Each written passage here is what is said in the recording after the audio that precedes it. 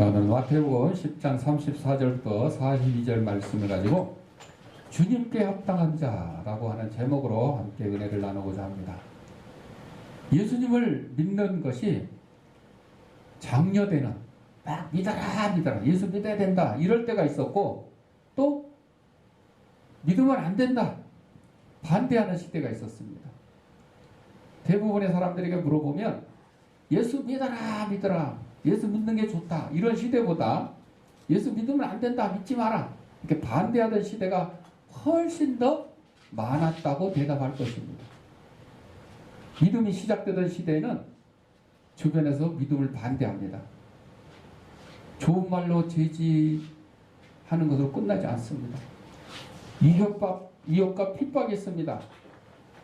아무 상관이 없는 사람이 위협하거나 핍박하는 것은 참을 수 있겠지만 가장 가까운 사람, 가족이 핍박하면 참기 어렵습니다. 예수 믿는다고 옛날에 보면 딸이 예수 믿는다고 교회 못 가게 하려고 어떻게 해요? 머리를 빡빡 깎아버려요. 요즘에야 그냥 유행이라고 그러겠지만 옛날에는 여자가 머리 빡빡 깎아놓으면 창피해서 밖에를 못 나갔죠. 또 며느리가 예수 믿는다고 시어머니가 며느리를 갖다가 얼마나 구박하는지, 심지어는요 아궁이, 불 때는 아궁이, 옛날 불 뗐잖아요. 아궁이에다가 막 갖다 가둬놓기도 하고 이런 일들이. 남편이 아내를 교회 못 가게 핍박하고 두들겨 패기도 하고, 심지어는 몰래 교회 간 아내를 쫓아가가지고 교회 가가지고 예배 드리는데 막 머리끄댕이를 잡고 끌고 나가고, 이런 경우가 예수 믿는 걸 핍박하던 시대에 있었어요. 누가 핍박했어요? 가족이 핍박을 했어요. 그런데 알고 보면 이렇게 핍박할 때 우리가 영적으로 가장 살아있는 때다. 핍박받을 때이니 더 기도합니다. 핍박하는 사람들을 용서하며 믿음의 신비를 깨닫는다. 이런 영적 체험은 믿음을 가지지 못하면 느낄 수가 없는 것들입니다. 믿음 가지지 않는 사람은 남이 나를 싫어하면 나도 싫어하고, 남이 나를 좋아하면 나도 좋아하고, 서로 그냥 조건적인 그런 사랑, 또 조건적인 믿음, 이런 것들이 대부분이었죠. 그러나 우리 믿음을 가진 자들은 남이 나를 싫어해도 내가 좋아할 수 있고, 남이 나를 미워해도 나는 그를 미워하지 않을 수가 있다. 뭐 때문에? 믿음 때문에. 이런 믿음의 신비를 우리는 가지고 있죠. 이런 영적 체험은 믿음을 가지지 못하면 느낄 수가 없습니다. 간혹 믿음은 없지만 나를 미워하는 원수를 위해서 사랑하고 베풀어주는 사람이 간혹 있기는 해요. 그러나 그거는 정말 가뭄에 콩나듯 드문 일이죠. 대부분은 믿음을 가진 사람들이, 세상 사람들이 어떻게 저런 원수를 사랑할 수가 있겠느냐. 누구처럼? 손양원 목사님처럼, 주기철 목사님처럼. 뭐 때문에? 믿음 때문에 이러한 일들이 가능하다는 거죠.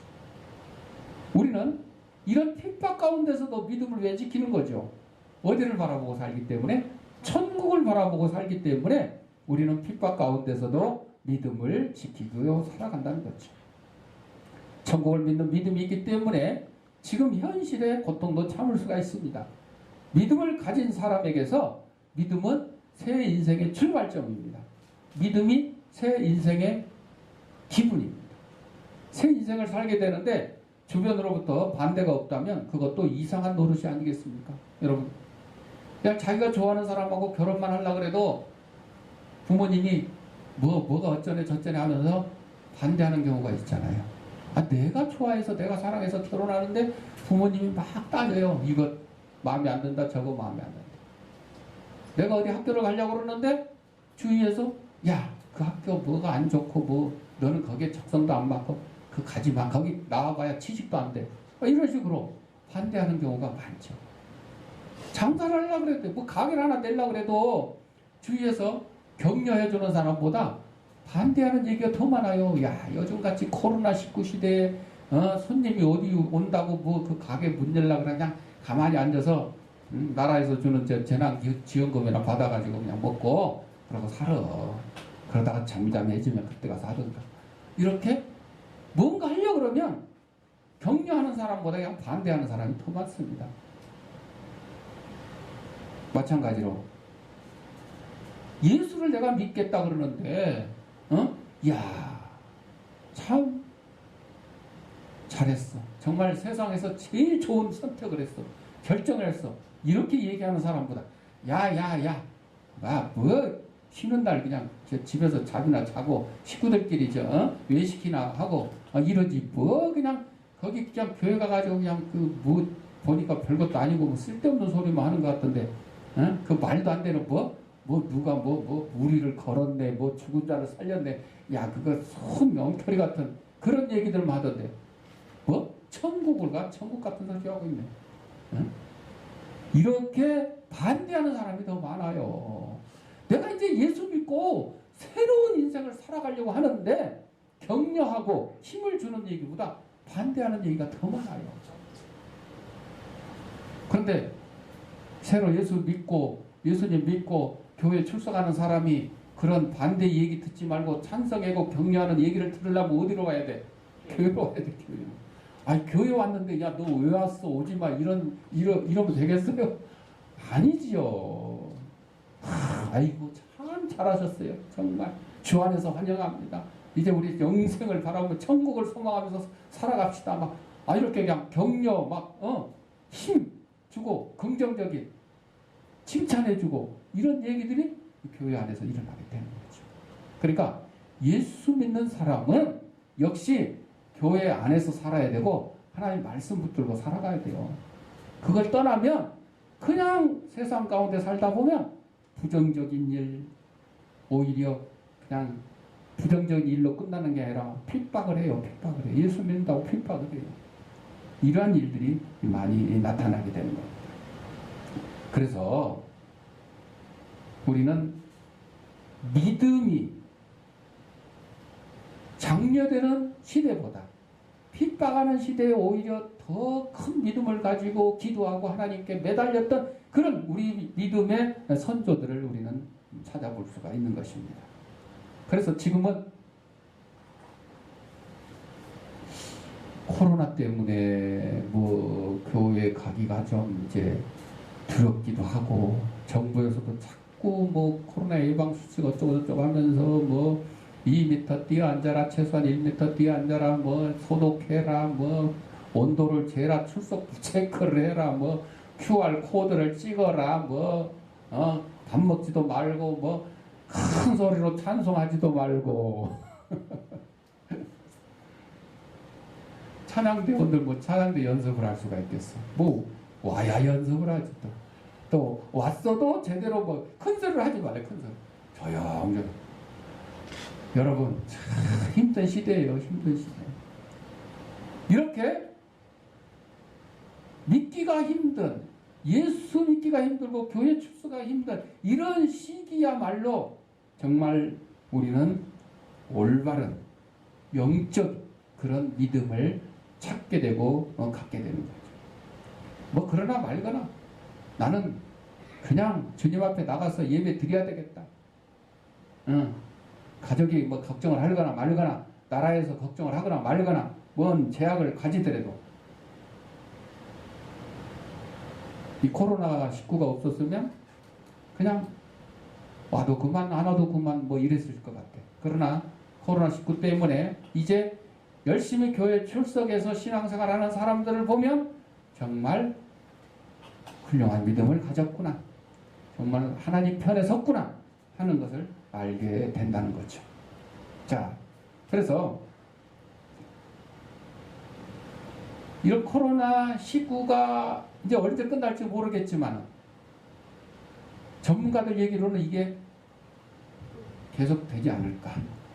그러니까 이제 코로나19가 새로운 전염병이라기보다 우리가 그냥 평소에 앓던 감기, 독감, 뭐 이런 것처럼 뭐 그 꽃 알레르기라든지 이런 것처럼 아토피, 피부염 이런 것처럼 그냥 우리 생활 속에서 이제 그냥 당연히 일어나는 그런 일로 생각하며 살아야 될 때가 되지 않았나.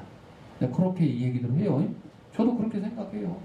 이제는 이 정도면 그냥 뭐 매일 여러분 교통사고도 나고 어디 불도 나고 누가 암에 걸리기도 하고 이런 일들이 매일 일어나잖아요. 그런 일상으로 이제 그냥 가는 거죠. 일상으로. 특별히 뭐 코로나19라 그래서 뭐 그냥 대단하게 뭐 생각할 필요도 없고. 자,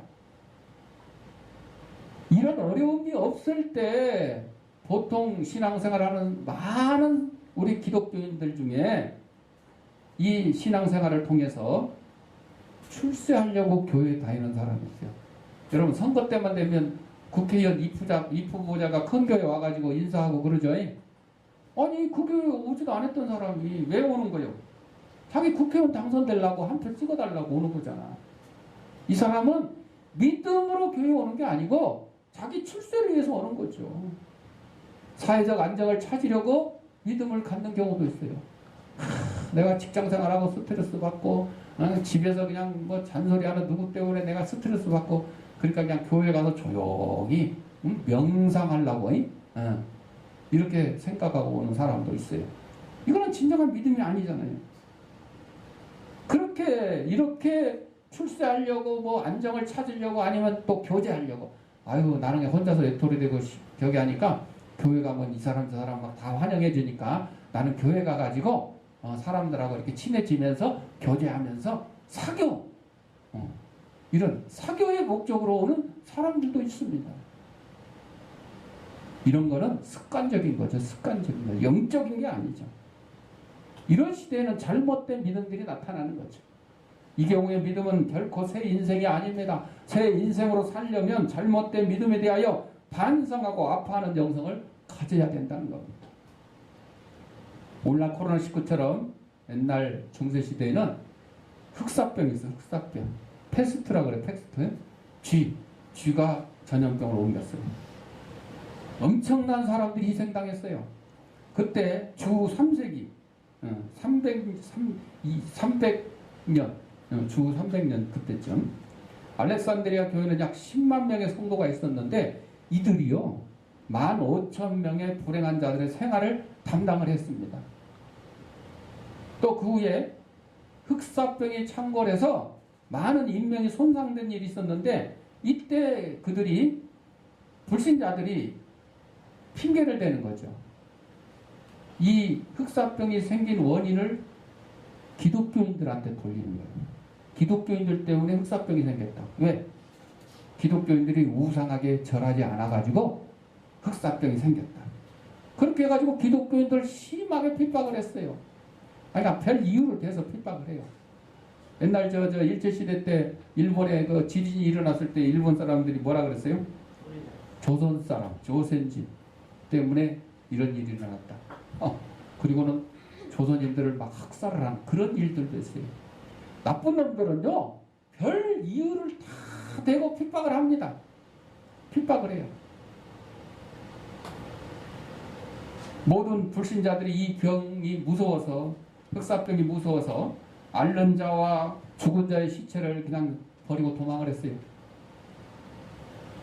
지금 코로나19 때문에 그런 나라들이 있어요. 시체가 그냥 막 이렇게 실제로 아픈 가족이 아픈데도 그냥 자기가 자기네가 또 걸릴까봐 그냥 버리고 가족을 버리고 병원에 입원도 시키지도 못하고 병원에 입원시킬 데가 없고 막 이런 경우가 있다는 거죠. 그럴 때 이들을 돌보고 시체를 치우고 하는 일을 누가 했냐? 기독교인들이 했어요. 기독교인들. 피난 가지 않고 도망가지 않고. 도망갔다가 이제 흑사병이 잠잠해지니까 돌아온 사람들이 이 기독 신자들이 한 업적을 보고 놀라지 않는 자가 없었어요. 왜? 자기네들은 흑사병이 무서워서 다 도망가기를 청소. 이 흑사병이 갤러스 황제 때도 있었는데 당시 카테이지 교회는 사이프리안의 지도하에 그 환자들을 간호하고 또 매장을 했다. 한 번이 아니고, 또 유세비어스 당시에는 핍박이 너무 심해서 어떤 교우가 재산을 다 몰수를 당했어. 그러면 남은 교우들이 서로 그 가족의 생계를 책임을 졌습니다. 혹시 다른 데로 피신을 가면 목사님 속에서 한 장만 가져가도 그 다른 지역에 생전 보지도 듣지도 못한 그 사람들이 같은 기독교인이라는 그 이름 하나 때문에 그들의 생활을 책임져 주었습니다. 그래서 2세기 초에 신학자 터툴리안의 변증론의 1절을 보면 보라 저들이 어떻게 사랑하였는가를, 저들이 서로 죽기도 사양치 않는구나. 저들은 아내 외에는 무엇이나 공동으로 가지기를 주저하지 않는다. 불신자들이 경탄함을 말하였고 그들은 또한 불신자들을 향하여 당신들은 우리를 핍박하나 우리는 당신들을 위하여 기도하며 당신들의 신을 위하여는 아무것도 아니하나 당신들의 빈궁한 자는 우리가 구제하노라. 당신이 섬기는 우상이 당신들한테 아무것도 해주는 거 없지만 우리가 대신 그 일을 한다. 이렇게까지 이 얘기한다는 거죠. 자, 우리가 주님께 합당한 자가 되려면 가장 가까운 것을 버려야 된다고 그랬어요. 선교가 시작되는 곳에서 처음 믿는 사람들의 대부분 고난을 당했습니다. 고난 때문에 믿음을 포기하는 사람도 있었고 믿음에 대하여 회의를 가지는 사람도 있어요. 아니 예수를 믿으면 복받는 게 아니라 왜 이렇게 힘이 드냐? 왜 이렇게 괴롭냐? 왜 이렇게 어려운 일이 많이 생기냐? 그러니까 마귀는 어떻게든지 사람들에게 믿음을 포기하도록 회책을 해요. 그래서 핍박을 통해서 믿음을 포기하기도 합니다. 그래도 안 되면 유혹으로 포기해요. 돈. 또 뭐 남자들한테는 미인계를 써가지고 여자를 통해서 이쁜 여자를 통해서 하기도 하고 포기하게 만드는 거죠. 그것도 안 되면 뭐 게으름으로 아이고 좀 더 자자. 아이고 오늘 하루 내가 교회 안 가면 어떡해. 뭐 괜찮. 그렇다고 내가 지옥 가겠냐? 하나님이 나를 버리시겠냐? 예수 믿고 천국이라 그랬지 내가 뭐 1년 12달 뭐 교회 가야 천국이라 그런 거 아니잖아. 이렇게 자기 합리화하면서 게으름을 피우는 거예요. 이것도 누가 해책을 한다고? 마귀가 해책하는 거예요. 마귀가. 야 이 코로나 때문에 지금 막 그냥 위험하고 저기 하는데 뭐 교회 왜 가냐? 이렇게까지 얘기하는 사람도 있죠. 또 풍요로움으로 포기하게 돼요. 여러분 가난한 사람이 가난한 교인이 열심히 교회 와서 충성하고 하나님께 기도했더니 하나님의 물질의 복을 주셔가지고 그냥 부자가 됐어요. 그랬더니 그거 가지고 교회에 충성하고 선교비 쓰고 구제비 쓰는 게 아니라 그 돈 자기가 쓰려고 좋은 차 사고 좋은 집 사고 좋은 펜션 예약하고 놀러 다니는 거예요. 골프 치러 다니고 주일날 이 풍요를 통해서 믿음을 포기하게 만드는 거죠. 마지막으로는 엄청난 환란으로 포기하게 돼요. 일제 총칼, 공산당의 총칼 이게 다 뭐예요? 예수 믿는다고 환란을 통해서 우리에게 믿음을 버리게 만드는 그런 강요하는 일이었죠. 대환란의 시대에 성도들의 믿음이 증명될 것인데 요한계시록 14장 10절에 보면 사로잡힐 자는 사로잡혀갈 것이요 칼에 죽을 자는 마땅히 칼에 죽을 것이니 성도들의 인내와 믿음이 여기 있느니라. 여러분 순교당하는 게 이게 쉬운 일이 아니에요. 근데 그걸 통해서 주님이 뭘 본다고요? 우리의 믿음을 보신다고 그랬어요. 우리의 믿음을 보신다고 그랬어요. 예수님을 믿으면 일시적으로 평화가 사라집니다. 예수님은 믿음 때문에 가족권에 불화가 있을 것이라고 오늘 35절 36절에 말씀하셨죠. 뭐라고 했어요? 내가 온 것은 사람이 그 아버지와 딸이 어머니와 며느리가 시어머니와 불화하게 하려 함이니 사람의 원수가 자기 집안 식구리라. 이 고의적으로요 예수님 믿게 해가지고 쌈 붙이려고 그랬다는 것이 아니라 믿음 때문에 가족 간에 핍박이 일어나고 불화가 생긴다 하는 것이에요. 너 예수 믿냐? 난 안 믿으니까. 너 뭐 예수 믿는다고 제사 안 지내냐? 너는 호적 팔 테니까 나가라. 옛날에 다 이렇게 했잖아요. 예수 믿는 것 때문에. 가족 간에 불화가 있다니 혹시 잘못된 것이 아닐까? 그렇지 않습니다. 거짓이 진리를 공격하고 불신이 믿음을 공격합니다. 이것도 불화로 비춰집니다. 진짜와 가짜가 싸우는데 이거는 불화가 아니죠. 불화가 아니야. 이거는 불화가 아니야. 진짜와 가짜가 싸우는 것은 불화가 아닙니다. 이거. 전쟁, 영적 전쟁. 믿는다와 믿지 않는 자의 다툼이 영적 전쟁인 거죠. 그러니까 뭐 가족의 평화를 위해서 야, 너 교회 포기해라. 지난번에 뭐 아이 채널인가 어디 보니까 예수 믿는 엄마가 딸을 잘 키워놨는데 이 딸이 몰래 가서 힘내림을 받고 무당이 되었어요. 이 가정이 평화로울 수 있겠어요? 평화로울 수 없죠. 엄마는 딸에게 뭐라 그래요? 너 무당 포기해라. 딸은 엄마한테 뭐라 그래요? 엄마 자꾸 그런 거 가지고 얘기하지 마요.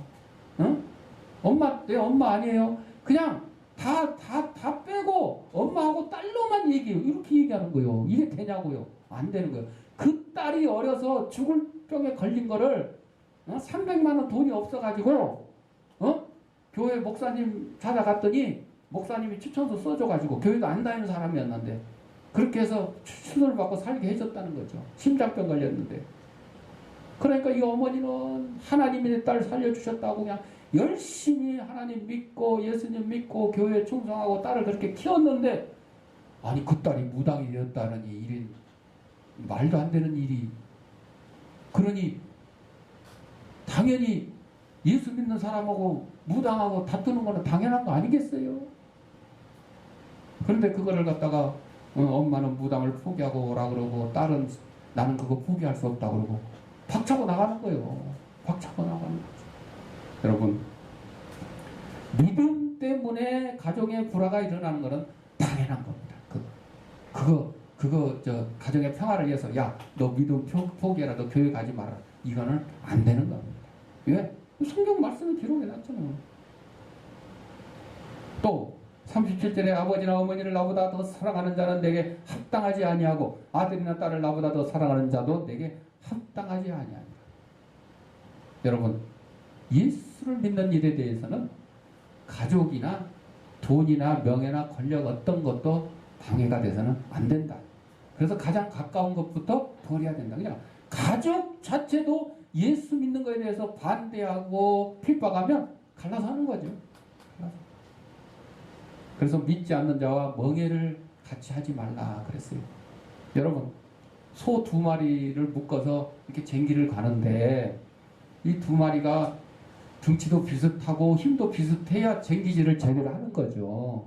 그런데 하나는 막 등치 좋은데 하나는 송아지 갖다 붙여놓고 이거 쟁기질을 시켜봐. 이게 제대로 돼요? 안 되는 거예요. 이게 멍해예요, 멍해.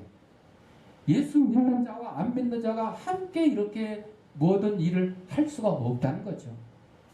회사를 경영하는 일, 뭐 친구로 지내는 일, 이런 모든 것들이 더군다나 가족을 이루면서 결혼을 하고 가족을 이루면서 이렇게 살아가는 일에 믿음을 같이 하지 않으면 정말 힘들다는 거죠. 그거는 한 가족이 믿음을 갖지 않아서 느끼는 것들을 아마 느끼시는 분들이 있을 겁니다. 두 번째로 자기도 포기해야 된다. 자기 자신.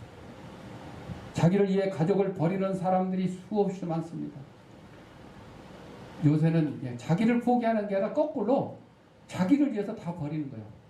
아까는 믿음 때문에 가족과 결별을 하는 경우가 있다 그랬지만 성격이 맞지 않는다고 헤어져. 이혼할 때 대부분 핑계가 그래요. 90% 이상이 그런 것 같아요. 성격이 맞지 않는다. 또 자녀를 내팽개치는 부모도 있어요.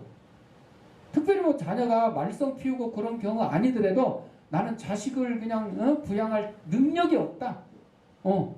이러고 포기하는. 그래서 얘를 낳고 몰래 저기 베이비시터에다가 베이비 박스에다 그냥 버려놓고 가는 그런 경우도 있고. 나쁜 일인 줄 알면서도 어쩔 수 없이 가족과 헤어지는 사람. 우리 기독교인들은 믿음 때문에 믿지 않는 자들과 결별하는 경우가 있지만 믿지 않는 자들은 그냥 별 핑계를 다 대고 그래서 사업에 실패하고 노숙자로 전락한 아버지가 있고 궁핍을 견디지 못해 가출하는 어머니가 있고 오죽했으면 그래라 싶어 동정할 수도 있지만 결코 찬성할 수는 없어요. 여러분, 결혼이라는 게요, 잘 먹고 잘 살 때만이 아니고, 주례 선생님이 이거 얘기하잖아요. 특히 교회에서도 목사님들이 얘기하잖아요. 잘 될 때나, 건강할 때나, 아플 때나, 괴로울 때나, 백년해로 하라고 그러잖아요. 가족이라는 것이 힘들고 어려울수록 서로 힘을 합쳐야지 그 가족이 이겨 나가는 거지. 이렇게 그냥 한쪽이 힘들다고 그래서 휙 도망가 버리고, 자기들만 잘 살려고 부모를 버리는 자식들도 있죠. 치매 걸린 부모 길에다 버리거나 요양원에 입소시켜놓고 싹 이사가 버려. 요양원에서 왜 안 오냐고 전화하면 전화번호도 다 바꿔버리고 이사가 버려. 이런 사람들도 있어요. 인생을 자기들 기준대로, 자기들 편리한 대로만 사는 사람들입니다. 이 사람들은. 이러한 사람들은 인생을 잘 살아보려고 가족을 버리고 남을 버립니다. 그런데 우리 예수님이 제시하는 새 인생은 자기를 버리라고 해요. 자기를. 그래서 39절에 자기 목숨을 얻는 자는 잃을 것이요 나를 위하여 자기 목숨을 잃는 자는 얻으리라. 마태복음 10장 24절에 보면 누구든지 나를 따라오려거든 자기를 부인하고 자기 십자가를 지고 나를 따를 것이니라. 자기를 버리라고. 자기 십자가는 건 자기를 부정하는 일입니다. 자기 고집과 알량한 자존심도 버려야 되는 겁니다. 심지어 목숨을 버릴 각오마저 돼야 되는 겁니다. 왜? 예수님이 나를 위하여 목숨을 버리셨으니 나도 목숨을 위하여, 주님을 위하여 목숨 버리는 것이 마땅하다. 이런 각오가 있어야 된다는 거죠. 39절에 자기 목숨을 얻는 자는 잃을 것이요 나를 위하여 자기 목숨을 잃는 자는 얻으리라. 알라스카에 스티브라는 청년이 처음으로 교회 나갔는데 설교 말씀에 겨자씨만한 믿음이 있으면 이 산을 들어 저 바다에 던져라. 그러면 던질 것이다. 그렇게 될 것이다. 이 설교를 들었어요. 안 그래도 자기 집 뒷산에 겨울마다 눈사태가 일어나가지고 그냥 힘들어 죽겠어요. 그래서 저 산 좀 없었으면 좋겠는데 교회에 왔더니 야, 겨자씨만한 믿음이 있으면 그냥 이 산 들어 그냥 들어서 저 바다에 던지라 그러면 없어진다고 그랬어요. 그래가지고 어떻게 해요? 하나님 이 산 좀 없애주세요. 기도하는 거요. 그거 믿는 대로. 교회 처음 나온 사람이. 그랬더니 목사님이 이제 이 소식을 들었어요. 그래서 목사님 믿음이 없어. 걱정을 하는 거예요. 이건 그냥 성경책에 그냥 써있는 건데 저 청년이 저렇게 기도했다가 안 되면 낙심할 텐데, 더군다나 교회에 오랫동안 나온 것도 아니고 처음 나왔었는데 목사님이 그냥 걱정이 되어서 그 산이 없어지라고 같이 합심해서 기도를 해도 못 맞다. 합심해 그렇게 해도 지금 모자랄 판인데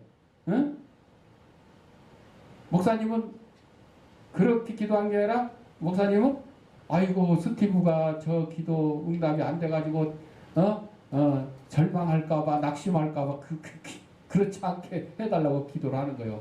그걸로 기도하고 있어. 그런데요 40일째 되던 날 40일 계속 기도를 했어. 그랬더니 스티브가 싱글벙글하면서 목사님 찾아왔어요.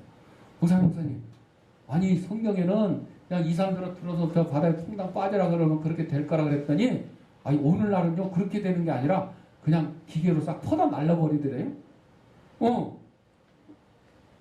옆에 새로 고속도로가 생긴데 그 흙이 필요하다 그래가지고요. 그냥 포크레인이 와서 트럭이 와가지고요. 우리 뒷산 흙을 다 퍼갔어요. 다 퍼갔어요. 이제는 산사태 걱정할 것이 없어졌어요. 눈사태 걱정할 게 없어졌어요. 이게 믿음인 것이에요. 믿음. 우리는 주님에게 합당하기 위해서 주님을 영접해야 되는 거죠. 새로운 인생 스스로 얻는 것이 아니요. 예수님으로부터 받는 선물이 선물. 예수 믿는 게 내가 믿고 싶어서 아니에요. 하나님이 허락해 주셔야 돼요. 여러분 이 자리에 와서 예배 드리는 게 내 발로 왔는데 아니에요. 하나님께서 허락해 주셔야 가능한 거죠. 새 인생은 예수님과 함께 함으로써 시작이 됩니다. 새 인생은 예수님 안에 있을 때 비로소 환히 열립니다. 주님 주님을 어떻게 만날 수 있는가? 먼저 주님을 전하는 사람을 만나야 되죠. 누군가 나에게 복음을 전해줘야 돼요.